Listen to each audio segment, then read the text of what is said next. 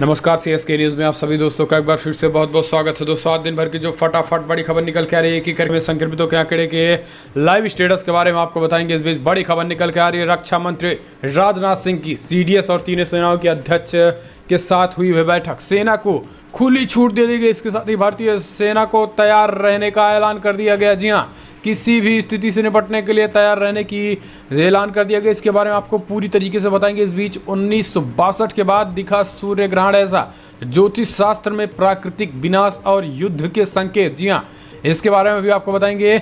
इस बीच बड़ी खबर निकल के आ रही, चीन से मुक्ति के क्या है नए रास्ते, बाबा रामदेव ने बताए हैं 4 चरण। इसके बारे में आपको बताएंगे। इस बीच गलवान से बड़ी खबर निकल के आई है। सूत्रों के मुताबिक गलवान में झड़प के बाद चीन के कर्नल को बंधक बना लाए थे भारतीय सेना। जी हाँ, इसके बारे में भी आपको बताएंगे। इस बीच कश्मीर में आतंकियों पर सुरक्षा बलों का डबल अटैक। श्रीनगर शोपिया में 4 ढेरों के बारे में जानेंगे। तो सब कुछ खबरें एक एक करके जानेंगे। जहां पर एक दवा को लेकर, वैक्सीन को लेकर भी कुछ एक बड़ी खबर आई, तो सब कुछ जानेंगे। लेकिन उससे पहले एक छोटा सा निवेदन, अगर आपने चैनल को तक सब्सक्राइब नहीं किया तो प्लीज़ सब्सक्राइब की लाल बटन दबाकर चैनल को सब्सक्राइब करें। और अगर आप भी मानते हैं कि पीएम मोदी के नेतृत्व में देश कोरोना को भी हराएगा और देश के दुश्मनों को चीनी वायरस के साथ साथ चीनी सेनाओं को भी हराएगा, तो इस वीडियो को दिल से लाइक करके अपना समर्थन दर्ज करें। दरअसल पहली बड़ी खबर आपको बता दें, देश भर में संक्रमितों का आंकड़ा 4,12,000 को हुआ पार। जी हां, आपको बता दें 4,12,786 कंफर्म केसेज हो चुके हैं। मृतकों की संख्या की बात करें तो 13,290 लोगों की जान जा चुकी है। स्वस्थ होने वालों का आंकड़ा 2,28,000 के आंकड़े को पार कर गया, यानी 2,28,000 लोग स्वस्थ भी हो चुके हैं। राजस्थान में आज 154 मामले सामने आए हैं, जबकि अगर बात करें हम आंध्र प्रदेश में तो 477 मामले सामने आए हैं। बिहार में भी 99 मामले सामने आए हैं। वही असम में 133, तो उड़ीसा में 304 मामले अब तक सामने आ चुके हैं। फिलहाल चलते हैं अगली बड़ी खबर लेते हैं। आपको बता दें कि भारतीय सेना को खुला निर्देश, चीनी दुस्साहस का मुंहतोड़ जवाब देने को रहे तैयार। तो रक्षा मंत्री सीडीएस की बैठक में सेना को दी गई खुली छूट। जी हाँ, आपको बता दें कि भारत और चीन के बीच चल रहे सीमा विवाद के बीच रक्षा मंत्री राजनाथ सिंह ने रविवार को chief of defence staff CDS general Bipin Rawat और तीनों सेनाओं के प्रमुखों के साथ लद्दाख में हालात पर उच्च स्तरीय बैठक की। ये जानकारी सूत्रों के हवाले से मिली है। सूत्रों से मिल रही जानकारी के मुताबिक रक्षा मंत्री की समीक्षा की बैठक के बाद सशस्त्र बलों की वास्तविक नियंत्रण रेखा पर चीन की सेना की किसी भी प्रकार के आक्रामक रवैये से निपटने की पूरी स्वतंत्रता दे दी गई है। सूत्रों ने कहा है कि भारतीय बलों की पूर्वी लद्दाख और अन्य सेक्टरों में चीन के किसी भी दुस्साहस का मुंहतोड़ जवाब देने के लिए पूरी तरीके से तैयार रहने को कहा गया है। बैठक में रक्षा मंत्री राजनाथ सिंह ने कहा है कि चीन से लगती सभी सीमाओं की तरफ भारत अब अलग से सामरिक तरीके से अपनी बातें अपनाएगा। इस बीच शीर्ष अधिकारियों को जमीनी सीमा, हवाई क्षेत्र और रणनीतिक समुद्री मार्गों में चीनी की गतिविधियों पर कड़ी नज़र रखने के भी आदेश दे दिए गए हैं। इसके साथ ही खुला आदेश हो गया है कि चीन दुस्साहस का मुंहतोड़ जवाब देने को सेना पूरी तरीके से तैयार रहे। कभी भी मुंहतोड़ जवाब चीन को दिया जा सकता है। तो ये अपने आप में अब तक की बड़ी खबर निकल के आ रही है। बैठक के बाद बड़ा फैसला हुआ है। हम चलते हैं अगली बड़ी खबर। 1962 के बाद दिखा ऐसा सूर्य ग्रहण, ज्योतिष शास्त्र में प्राकृतिक विनाश और युद्ध के संकेत। जी हाँ, आपको बता दें कि आजकल 2020 का पहला सूर्य ग्रहण लगा है इस साल का। इस खगोलीय घटना को लेकर ज्योतिष शास्त्रियों का आकलन अच्छे संकेत नहीं दे रहे हैं। उनका कहना है कि ग्रहण का ऐसा संयोग साल 1962 में था, जब एक के बाद एक 3 ग्रहण लगे थे। कुछ ऐसा ही इस बार हो रहा है। ज्योतिष शास्त्र के मुताबिक इस सूर्य ग्रहण के समय ग्रह नक्षत्रों का ऐसा दुर्लभ संयोग बनने जा रहा है जो पिछले 500 सालों में नहीं बना है। ज्योतिषियों ने कहा है कि ग्रह नक्षत्रों के इस संयोग से दुनिया में बड़े पैमाने पर आपदा आएगी। प्राकृतिक आपदाएं तो आएंगी ही, कृत्रिम आपदाएं भी आएंगी, यानी युद्ध के संकेत भी दिए। उन्होंने कहा है कि आज जिस तरीके से 1962 में वो साल जब चीन ने धोखे से भारत पर आक्रमण किया था, इस बार भी लद्दाख के गलवान घाटी में भारत और चीन के बीच खूनी जंग शुरू हो चुकी है और उसमें इसका रोल बहुत बड़ा हो सकता है। तो ये एक अलर्ट जारी किया है। हम चलते अगली बड़ी खबर लेते हैं। आपको बता दें कि चीन से मुक्ति के क्या है रास्ते, बाबा रामदेव ने बताया 4 चरण। दरअसल योग गुरु बाबा रामदेव ने चीन की चालबाजी से निपटने के लिए 4 रास्ते सुझाए हैं। बाबा रामदेव ने कहा है कि योग से अज्ञान, अकर्मणता और बीमारियों से मुक्ति तो पाई जा सकती है, मानसिक और आध्यात्मिक शांति तो हासिल भी की जा सकती है, लेकिन चीन से मुक्ति 4 चरण है। अपनी बात को समझाते हुए बाबा रामदेव ने कहा कि पहली बात तो ये है कि हमारी सेना और सरकार मजबूत और वो चीन को घर में घुसकर मात देने में सक्षम है, लेकिन बात इतने से नहीं बनेगी। इसके साथ ही हमें स्वदेशी अपनाना पड़ेगा। स्वदेशी और आत्मनिर्भर भारत की मुहिम को पूरी तरीके से खुला समर्थन करना पड़ेगा। इसी के साथ उन्होंने कहा है कि हमें चीनी प्रोडक्टों को भी बाइकआउट करना पड़ेगा। चीनी प्रोडक्टों के बाइकआउट के साथ साथ हमें अपनी आवश्यकताओं में भी ये देखना पड़ेगा कि हम अपनी आवश्यकताओं में कितनी चीन की सामानें हमें उत्पन्न है, हमारे घर में चीनी सामानें कितनी हैं, उनको अब हम स्वदेशी बनाएं। इसके साथ ही हमें अपने शरीर को भी मजबूत और स्वस्थ रखना होगा इस चीनी वायरस से, ताकि देश भर में ज़्यादा मौतें ना हों और हम अपनी अर्थव्यवस्था को भी मजबूत बनाएं और इसी से चीन को झटका लगेगा।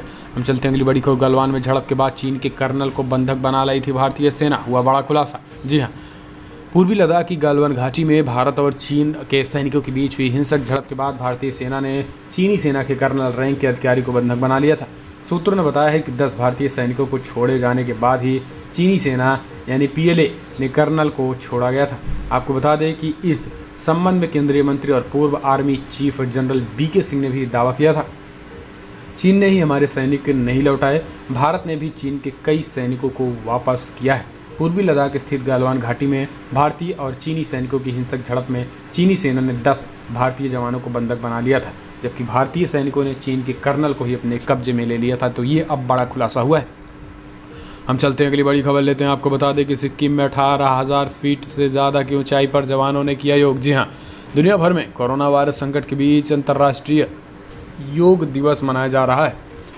इस दौरान भारत चीन सीमा पर तैनात जवानों ने योग किया। ITBP भारत तिब्बत सीमा पुलिस के जवानों ने लद्दाख के खारदुम ला बर्फ की चादर पर 18,000 फीट की ऊंचाई में, उत्तराखंड में बद्रीनाथ के पास वसुधरा ग्लेशियर पर 14,000 फीट की ऊंचाई पर योग किया। अरुणाचल प्रदेश में ITBP पशु प्रशिक्षण स्कूल के पास उन्होंने योग किया है। तो सेना के जवानों के साथ देश भर में योग का जबरदस्त उत्सव मना। हम चलते हैं अगली बड़ी खबर लेते हैं। आपको बता दें कि बिग ब्रेकिंग न्यूज़ निकल के आ रही है। ग्लेनमार्क ने कोरोना के इलाज के लिए नई दवा लॉन्च की।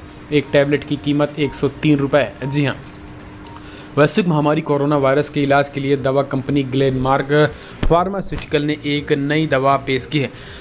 मामूली रूप से पीड़ित मरीजों के इलाज के लिए एंटीवायरल दवा फेविपिराविर के फ्लूब्रांड नाम के एक इसमें पेश किया गया है। इसकी कीमत 103 रुपये प्रति टैबलेट होगी। ग्लेनमार्क फार्मास्यूटिकल ने ये जानकारी दी है। इसमें कहा गया है कि यह दवा 200 mg की टैबलेट में उपलब्ध होगी। इसमें 34 टैबलेट के पत्ते होंगे, यानी 3500 रुपये की एक टैबलेट का पत्ता होगा और इससे कोरोना वायरस में लड़ने में बेहद ही आसानी होगी। तो ये अभी दावा किया गया है। फिलहाल रिसर्च भी हो गई है, सब कुछ इसको अप्लाई करने की भी सरकार ने खुली छूट दे दी है। हम चलते हैं अगली बड़ी खबर लेते हैं। आपको बता दें कि कोरोना की आड़ में बड़े साइबर हमले की साजिश, बैंक खातों में लग सकती है सेंध। दरअसल दुनिया भर में हर तरफ कोरोना कहर बरप रहा है। इस बीच महामारी की आड़ में साइबर अपराधी बड़े वर्चुअल हमले की साजिश रच रहे हैं। केंद्र सरकार ने चेतावनी दी है कि साइबर अपराधी कोविड-19 से जुड़ी जानकारी देने के नाम पर आपका बैंक खाता खाली कर सकते हैं। इसके साथ ही आपकी निजी जानकारियां भी चुरा सकते हैं। सरकार ने कहा है कि रविवार से बड़े पैमाने पर ऐसे हमले हो सकते हैं। ऐसे में लोगों को सजग रहना होगा। भारतीय साइबर सिक्योरिटी की नोडल एजेंसी CIRT ने इन बैंकों खातों में ऑनलाइन फिशिंग की आशंका को देखते हुए एडवाइजरी जारी की गई है। यानी आपके जीमेल अकाउंट पर एक एडवाइजरी, एक मैसेज आएगा, खास करके जीमेल encop2019@gmail.com करके ऐसा कोई अनचाहा अगर कोई ईमेल आपके अकाउंट पे आता है तो आप उसको ना खोलें, वरना आपकी ID हैक हो सकती है और इसी के ज़रिए आपके अकाउंट से पैसा भी निकल सकता है। हम चलते हैं अगली बड़ी खबर। भारत के इलाकों को अपना बताने के बाद अब कौन सा नया नाटक देने की तैयारी में नेपाल। जी हाँ, दरअसल आपको बता दें कि अब भारत नेपाल सीमा विवाद लगातार गहराता जा रहा है। भारत के 3 हिस्सों को अपने राजनीतिक नक्शे में दिखाने के बाद अब नेपाल एक नया कदम उठाने जा रहा है जो दोनों देशों के बीच संबंध खराब करेगा। दरअसल यहाँ एक नया कानून बनाने की तैयारी की जा रही है, जिसके तहत नेपाल के नागरिकों से शादी करके नेपाल पहुंची महिलाओं को नेपाली नागरिकता पाने के लिए 7 सालों तक इंतजार करना होगा। इन 7 सालों के दौरान वो नेपाल में किसी भी तरह का राजनीतिक अधिकार नहीं पा सकेंगे। सामाजिक पहचान की नेपाल में ब्याही गई महिला को बस एक वैवाहिक परिचय पत्र दे दिया जाएगा। यह कदम हाल ही में जनता समाजवादी पार्टी की सांसद सरिता गिरी के उस कदम के खिलाफ उठाया गया है जिनमें नेपाल के भारतीय क्षेत्र पर दावा करने की कोशिश का विरोध किया गया था। नेपाल में नया राजनीतिक नक्शा जारी करने के लिए विधेयक लागू हो चुका है, जिसके तहत लिपुलेख, काला पानी और लिम्पियाधुरा का नेपाल अपना हिस्सा मान रहा है। यहाँ तक कि नेपाल के राष्ट्रपति ने भी विवादित नक्शे को अपनी मंजूरी दे दी है। इस इलाके भारत के लिए सामरिक तौर पर काफ़ी अहम बताए जा रहे हैं। हम चलते हैं अगली बड़ी खबर लेते हैं। बिग ब्रेकिंग न्यूज़ निकल के आ रही है, जहाँ पर भारत नेपाल की 396 किलोमीटर लंबी सीमा पर पुलिस सतर्क, चौकसी बढ़ाई गई। जी हाँ, उत्तराखंड में काला पानी को लेकर नेपाल और भारत के बीच जो विवाद चल रहा है, उसकी वजह से यूपी में भी कहीं तनाव न फैले, इसके लिए पुलिस प्रशासन सतर्क है। गोरखपुर जोन में लंबे सीमा भारत और नेपाल की लगती है। 396 किलोमीटर लंबी सीमा पाँच जिलों से होकर गुजरती है, जिनमें सिद्धार्थनगर और बढ़नी, महाराजगंज के सनौली बॉर्डर पर लोगों के साथ मालवाहक वाहन भी जाते देखे हैं। हालांकि पुलिस प्रशासन को अलर्ट किया गया। हम चलते हैं अगली बड़ी खबर। एलजी ने वापस लिया आदेश, दिल्ली में होम आइसोलेशन के बदले नियमों की होगी शर्तें। जी हाँ, दरअसल राजधानी दिल्ली में शुक्रवार को उपराज्यपाल अनिल बैजल ने सभी कोविड-19 मरीजों को 5 दिन अनिवार्य रूप से क्वारंटाइन सेंटर भेजने का आदेश दे दिया था, लेकिन मुख्यमंत्री अरविंद केजरीवाल के विरोध के चलते ये फैसला वापस ले लिया गया। इसके बाद अब दिल्ली डिजास्टर मैनेजमेंट अथॉरिटी के बैठक में जो तय हुआ है, उसके आधार पर दिल्ली सरकार ने औपचारिक आदेश जारी कर दिया गया। दिल्ली सरकार के संशोधित आदेश के मुताबिक दिल्ली में सभी कोरोना पॉजिटिव मरीजों को कोविड केयर सेंटर में क्लिनिकल और भौतिक परिस्थितियों के मूल्यांकन के बाद ही होम आइसोलेशन को चुनने की सुविधा दी जाएगी। अब सभी कोरोना पॉजिटिव मरीजों के पहले कोविड केयर सेंटर रेफर किया जाएगा। हम चलते हैं अगली बड़ी खबर लेते हैं। बिग ब्रेकिंग निकल के आ रही, यूपी बोर्ड 6 दिन बाद आएंगे 10वीं और 12वीं के रिजल्ट। जी हाँ, आपको बता दें कि यूपी बोर्ड 10वीं और 12वीं की रिजल्ट इसी महीने जारी कर सकता है। यूपी की डिप्टी सीएम दिनेश शर्मा ने पहली जानकारी दे दी है कि 27 जून को रिजल्ट जारी किया जाएगा। हालांकि अभी यूपी माध्यमिक शिक्षा परिषद की ओर से कोई आधिकारिक नोटिफिकेशन जारी नहीं हुआ है। जो छात्र इस परीक्षा में शामिल हुए वो आधिकारिक वेबसाइट upmsp.edu.in पर जाकर रिजल्ट चेक कर सकते हैं। आपको बता दें कि 30 लाख छात्रों ने यूपी बोर्ड 10वीं तो 25 लाख छात्रों ने 12वीं की परीक्षा दी है। हम चलते हैं अगली बड़ी खबर लेते हैं। आपको बता दें कि सेना का जबरदस्त तांडव। जी हाँ, आपको बता दें कि कश्मीर में आतंकियों पर सुरक्षा बलों का डबल अटैक, श्रीनगर शोपियां में 4 आतंकी ढेर। दरअसल दक्षिण कश्मीर में सुरक्षा बलों ने रविवार को 2 अलग अलग एनकाउंटर में 4 आतंकियों को मार गिराया है। सबसे पहले सुरक्षा बलों ने शोपिया जिले में एक आतंकवादी को मार गिराया। इसके बाद श्रीनगर के जादिबल में सर्च ऑपरेशन के दौरान हुई मुठभेड़ में 3 आतंकियों को सुरक्षा बलों ने मार गिराया। सबसे पहले कश्मीर के शोपिया जिले में सेना के लकीरपुर इलाके में सेना के जवानों में दहशतगर्द को मार गिराया गया था। इसके बाद से AK-47 राइफल समेत कई अन्य बरामद हुए थे। इसके बाद इंटरनेट को भी कुछ समय के लिए अस्थायी रूप से बंद कर दिया गया है। फिलहाल हम चलते हैं अगली बड़ी खबर लेते हैं। आपको बता दें कि कोरोना से जूझ रहे सत्येंद्र जैन के इलाज के लिए विभिन्न हॉस्पिटलों के डॉक्टरों की टीम बनाई गई। जी हाँ, आपको बता दें कि दिल्ली की कोविड-19 हॉस्पिटल मैक्स के आईसीयू में भर्ती दिल्ली के स्वास्थ्य मंत्री सत्येंद्र जैन के लिए बेहतर चिकित्सा सुविधा सुनिश्चित करने के लिए कुछ सरकारी एवं निजी अस्पतालों के सीनियर डॉक्टरों की टीम को तैयार किया गया है, जो कि सोमवार को ये जानकारी दी है। अधिकारियों ने कहा है कि 55 वर्षीय सत्येंद्र जैन की हालात में सुधार हो रहा है और डॉक्टर उनकी स्थिति पर लगातार नजर बनाए हुए हैं। सूत्रों ने बताया है कि जैन को साकेत के मैक्स हॉस्पिटल में शनिवार को प्लाज्मा थेरेपी दी गई है। उनकी हालत अब स्थिर है। उन्होंने बताया है कि कुछ सरकारी और निजी हॉस्पिटलों के डॉक्टरों की एक टीम उनका ध्यान रख रही है। फिलहाल हम चलते हैं अगली बड़ी खबर लेते हैं। आपको बता दें दुनिया भर में जो आंकड़े निकल के आ रहे हैं 87 लाख के आंकड़े को पार कर गए। जी हाँ, आपको बता दें कि 88 लाख के आंकड़े को पार कर गए। इस वक्त की बड़ी खबर, 88 लाख के आंकड़े को पार कर गए हैं। 88,02,000 कन्फर्म केसेस, जबकि मृतकों की संख्या 4,64,000 को पार कर गई है। यूनाइटेड स्टेट की बात करें तो 22,99,000 कन्फर्म केसेज हैं, जबकि अगर मृतकों की संख्या की बात करें तो 1,21,000 को पार कर गए हैं। इस बीच ब्राज़ील में 10,70,000 कन्फर्म केसेज हैं, तो वहीं 50,000 करीब लोगों की मौत हो गई है। रसिया में 5,84,000 कन्फर्म केसेज हैं, तो वहीं 8100 करीब लोगों की मौत हो गई है।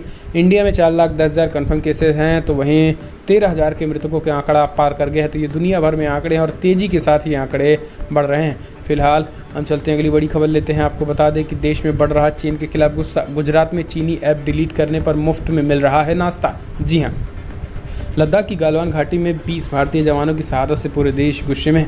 देश भर में जहां जगह जगह चीन के खिलाफ प्रदर्शन हो रहे हैं, वहीं लोग चीन राष्ट्रपति शी जिनपिंग के पुतले भी फूंक रहे हैं। कुछ लोग अनूठे तरीके से चीन के खिलाफ प्रदर्शन कर रहे हैं। ऐसा ही मामला गुजरात में देखने को मिला है। वडोदरा की एक दुकान पर मोबाइल में चाइनीज़ ऐप डिलीट करने पर युवाओं को नाश्ते में फ्री नमकीन और जलेबी दी जा रही है। इसके लिए बाकायदा पोस्टर भी लगाए गए हैं। इस ऑफर को देखकर लोग चाइनीज़ ऐप डिलीट कर जलेबी का आनंद ले रहे हैं। चीन के खिलाफ विरोध करने का ये आइडिया नया है। फिलहाल बड़ी खबरों में इतना है, लेकिन अगर आपको वीडियो पसंद आया तो लाइक करें, शेयर करें, कमेंट के माध्यम से अपनी राय देना ना भूलें। इस वीडियो में इतना ही। जय हिंद, वंदे मातरम।